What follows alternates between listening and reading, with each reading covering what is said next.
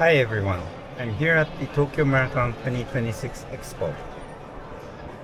I came in the afternoon on the last day, so the line is not so long. But even before entering, you can already feel the excitement.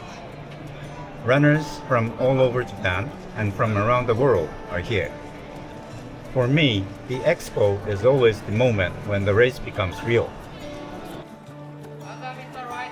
The organization is typically very efficient in Tokyo, but it's still one of the biggest marathon events in the world, so some waiting is expected.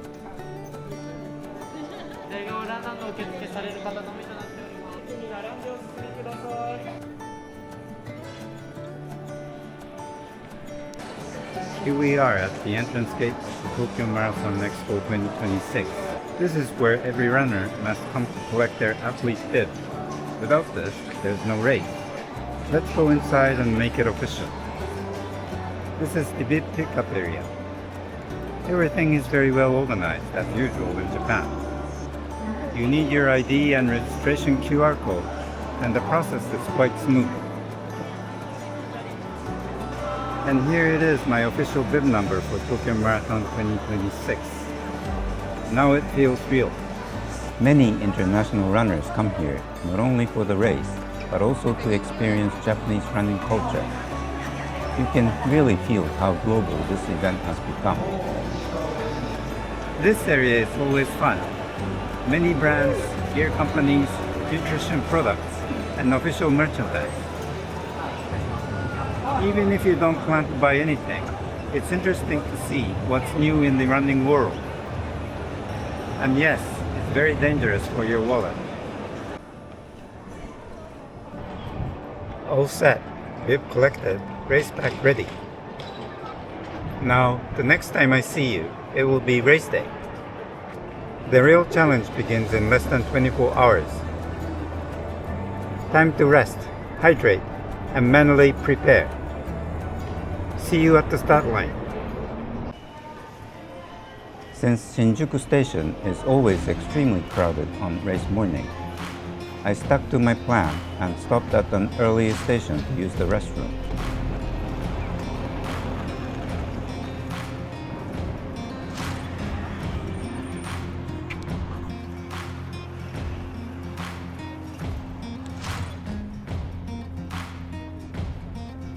Thousands of runners are heading toward their assigned gates.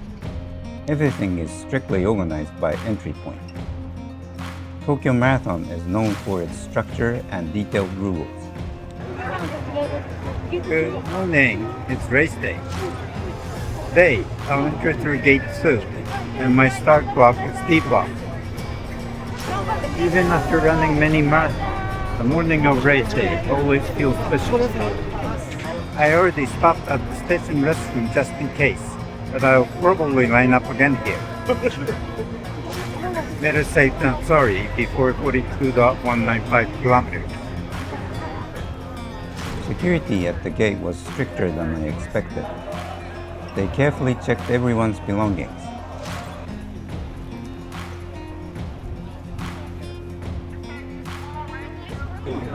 The universal marathon experience, waiting in line for the toilet. No matter the country, this is always the same. This area gets very crowded before runners move into their start blocks. You can hear many different languages around you. Tokyo Marathon truly feels like a global event. I'm now in D block. There's always this mix of calm and excitement. Months of training come down to this moment. In just a few minutes, we'll be running through the streets of Tokyo. Let's enjoy the journey. The weather was sunny and a bit warmer than I expected, so I decided not to wear a disposable poncho while waiting for the start. While standing around though, it actually felt colder than I expected, and I slightly regretted that decision.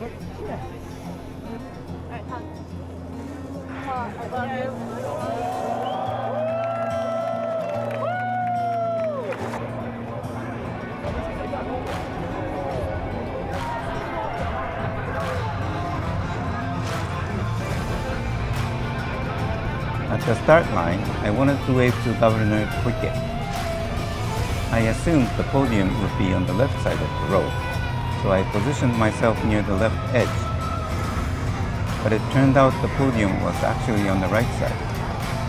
So I gradually moved across the road, and by the time I reached the start line, I was close enough to the right edge to wave to her, and she waved back.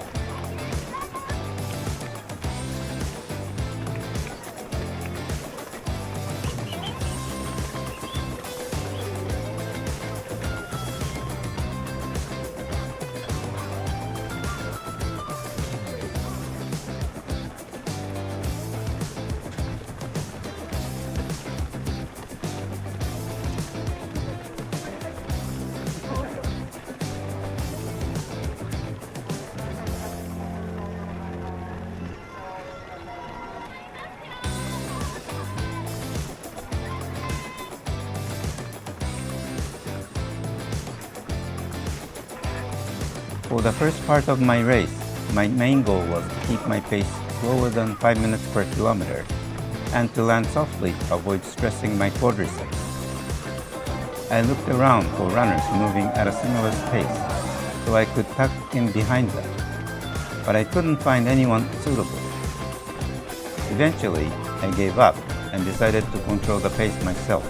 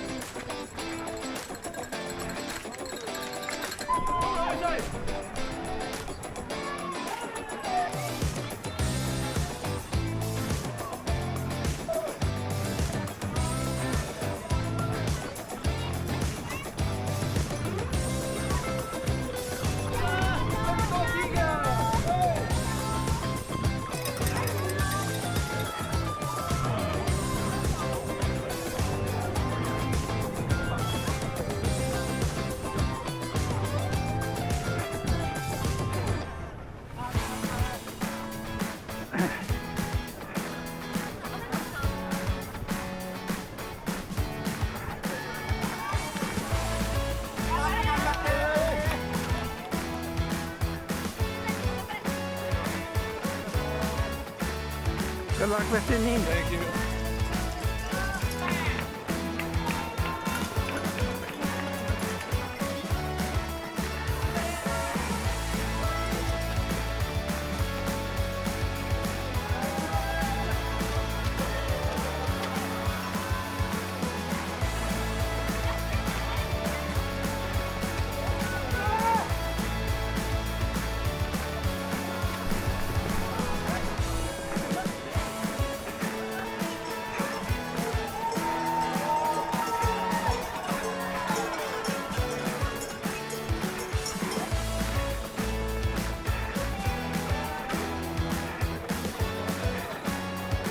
From Kandasdacho to the out and back section toward Uenohirokoji, I reminded myself to enjoy the scenery.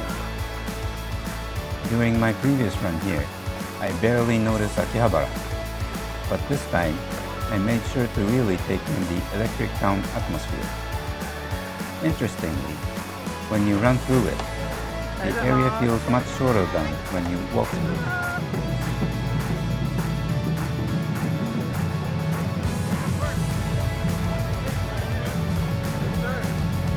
Well done.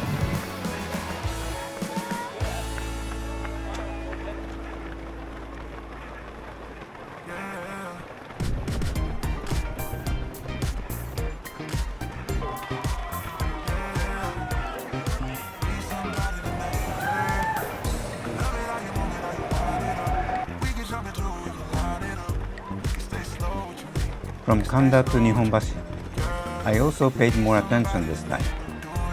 Back in 2023, I barely remembered crossing the bridge, but this time I made sure to capture the moment in my mind.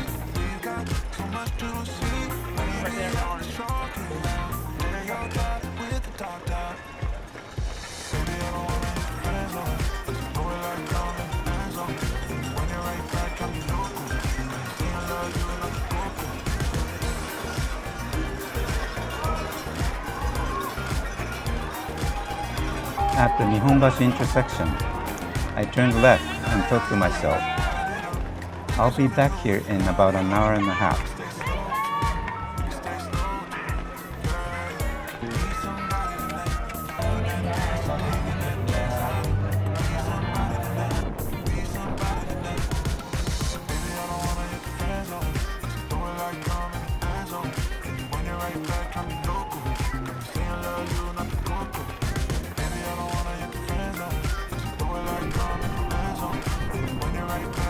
Around Higashi Nihonbashi, I saw the lead pack coming the other way.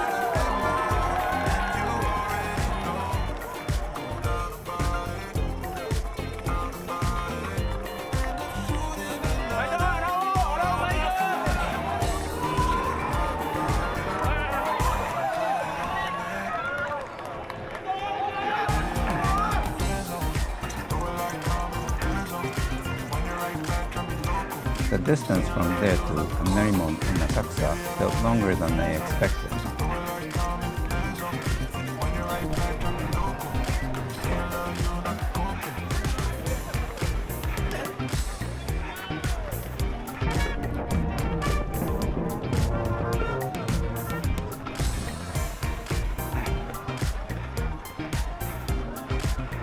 After turning right in front of the famous gate, the Tokyo skytree appeared straight ahead. It looked much larger than I had imagined.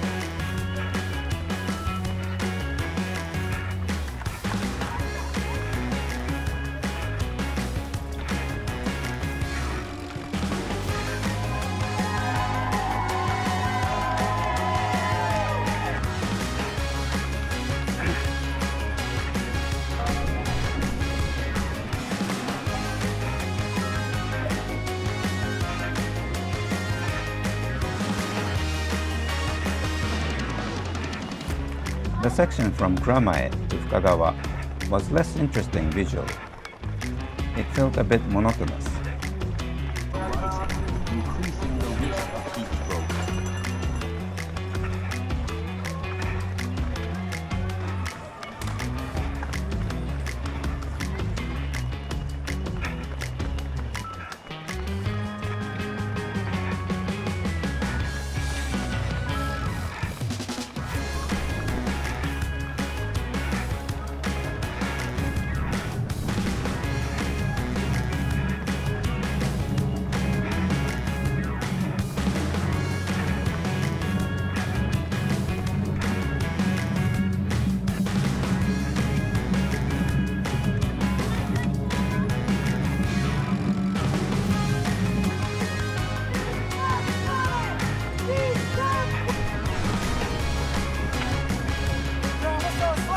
At the 25-kilometer point in Kagawa, my legs still felt reasonably good.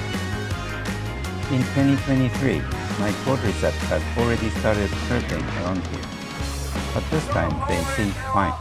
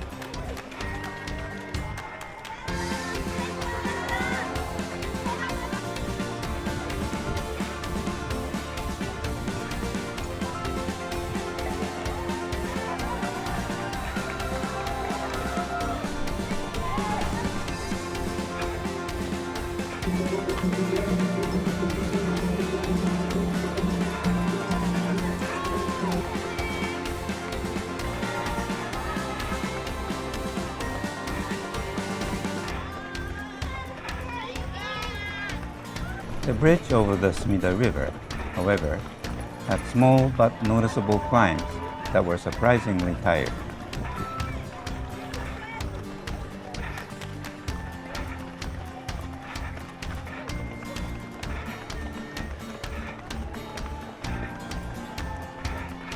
Heading back toward Nihonbashi from Kuramae, the scenery was still fairly uneventful.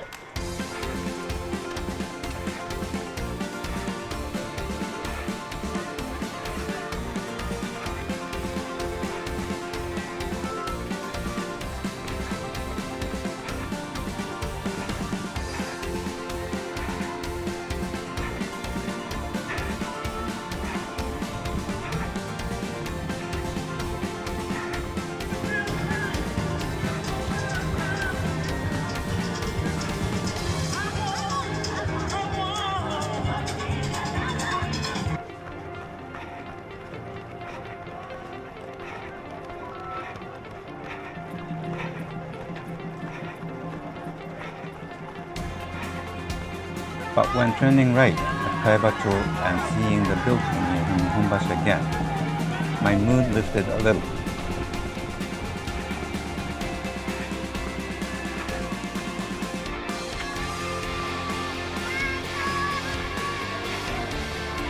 Then, things started to change.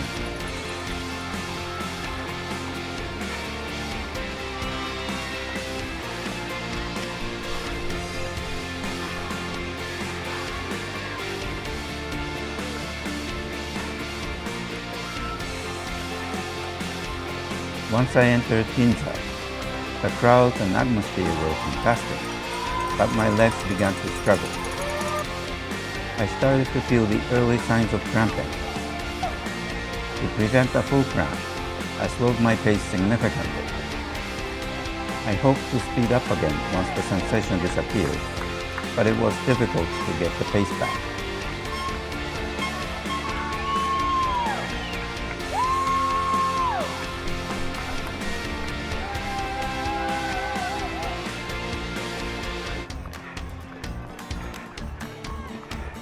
From Hibiya toward Tamachi and back along Hibiya Street is one of the highlights of Tokyo course. The crowds are huge and the energy is incredible. But this highlight is long, about 8 kilometers round trip. I managed to bring the pace back to something like an easy run until around Uchisaiwaicho, but after that it dropped to a slow jog. Every now and then, my legs felt like they might cramp, and I would walk a few steps to settle them. I had promised myself not to walk, so the walking was minimal, but the pace simply would not come back. Even so, I still enjoyed this iconic stretch of the course.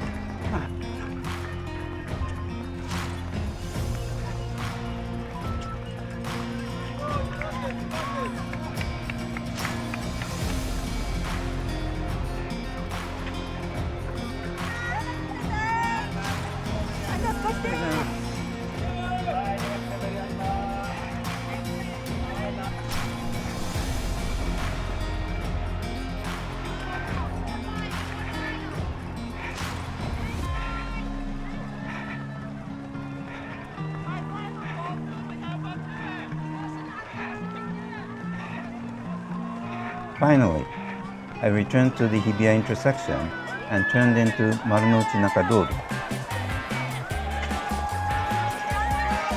The crowd there was enormous, almost like the atmosphere on Central Park South during the New York City Marathon. My legs were in terrible shape by then, but with just over a kilometer left, I was able to push a little harder.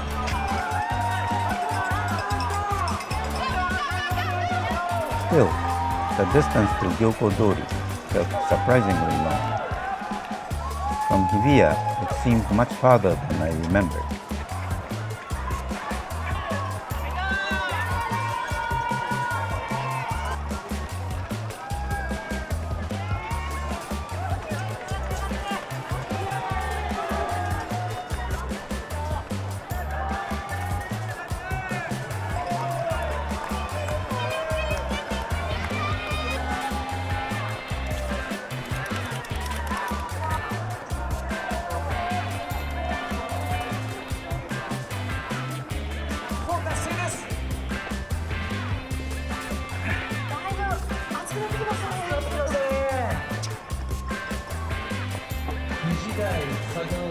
At last, I turned left onto Gyoko-dori and saw the finish gate ahead.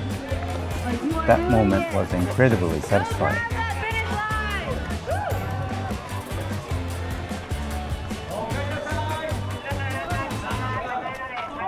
My final time was 3 hours 48 minutes and 14 seconds. A bit disappointing, but I can say I did my best.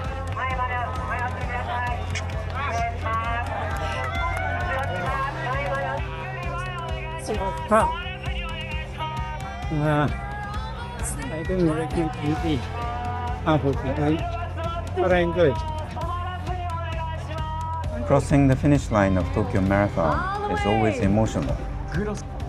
No matter how many times you race, it never feels routine. Tokyo is special in its own way.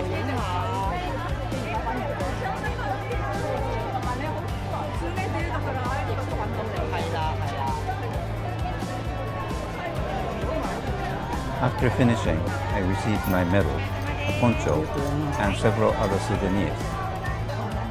It felt like there were more giveaways than in 2023. In the past, there were complaints about not receiving drinks at the finish, but this year, they handed out Pocari Sweat and water. On the way to the bag pickup area, I passed a tent where runners who completed all 6 major marathons received their Abbott World Marathon Majors 6-star medal. I hope that one day I'll be able to enter that tent myself. This was my final race of the season. My next race will be the Berlin Marathon, so the next 6 months will be all about training and getting ready for that challenge.